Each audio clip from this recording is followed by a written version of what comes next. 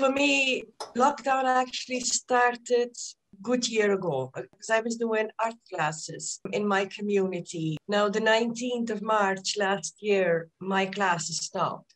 That all of a sudden gave me the inclination of, you know what, finally now have the time to teach myself a new skill, to develop my own work further. After the few weeks into the lockdown, I saw myself going down. I thought, this is mentally doing my head in. I started gardening. By being back in nature, something clicked with me. Something really revived me. We have a beautiful, beautiful moss patch at the end of our garden. That kind of, in a way, sucked me in as such.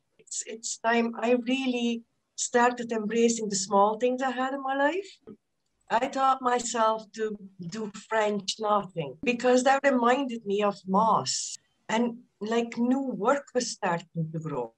Funny enough, I was looking at other techniques because I can't go back to Belgium. All my family is in Belgium.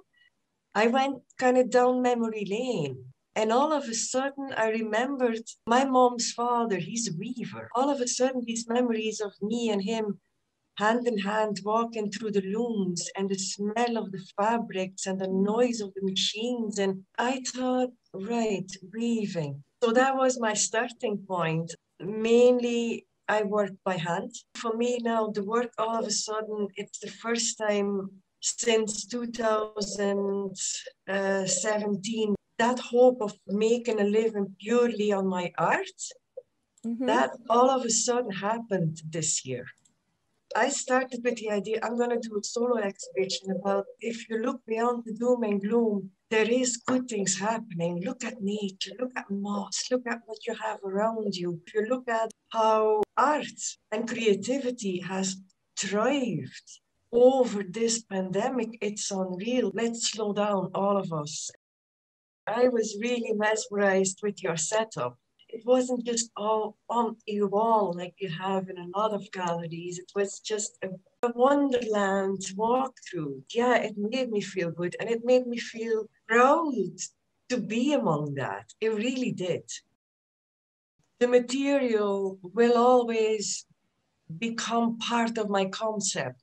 When I started getting depressed first, that was in my last year in art college. I said to one of my teachers, I said, you know what, I'm just going to work around my own depression. And I discovered this method of working with mulberry paper and the idea of, you know, paper being fragile. And by fusing the mulberry paper, it becomes so strong. And then all of a sudden, all the layers in between, from fragile to strength, just translated my depression and how I was feeling. And then the show opened. I always remember the second day, half of the pieces were already sold.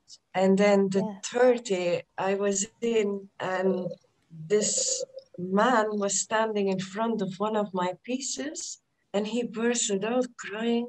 And I thought, wow, what do I do now? So I went over and are you okay? And he said, Jesus, I would like to know the artist because this, I'm looking at me.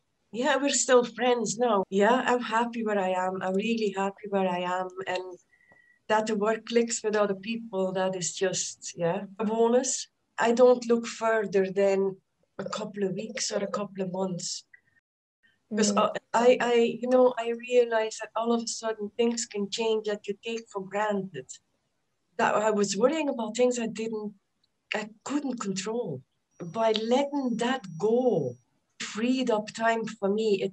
I think a lot of people do have realized that silence is something that they don't like to be in, or that they need, that need for silence. I have that with myself, that need of, because you almost hear yourself thinking out loud all of a sudden. But I think it's very, very good for your mind. If it's in you, and, you know, I say that to a lot of people, just go for it. It's my second year now that I'm self-sufficient.